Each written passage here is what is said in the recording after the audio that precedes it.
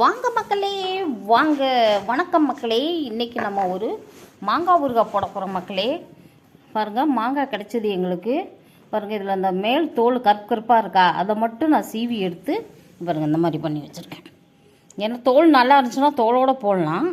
தோல் ஒரு மாதிரியாக ரொம்ப கருப்பாக இருக்குது பாருங்கள். இந்த மாதிரிலாம் இருந்தால் எங்கள் பசங்க சாப்பிட மாட்டாங்க. அதனால் இந்த கருப்பாக இந்த கருப்பை மட்டும் எடுத்துட்டு இந்த மாதிரி போட்டு இதை கட் பண்ணி போட்டு உப்பு போட்டு ஊற வச்சு நான் உங்களுக்கு மாங்காய் ஊறுகாய் போடுறத சொல்லித்தரேன் மக்களே.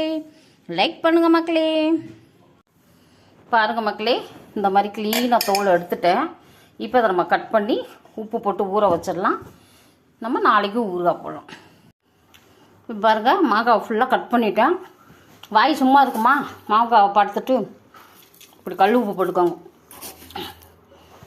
ஒரு 2 ஸ்பூன் போட்டுக்கோங்க, 3 ஸ்பூன் நிறைய போடலாம் உப்பு. எப்படின்னா நம்ம உப்பு போட்டால் தான் அது நல்லா குளுக்கணும் மக்களே. இப்படி இதில் நான் ஒரு கையில் மொபைல் வச்சுருக்கனால குளுக்க முடியாது.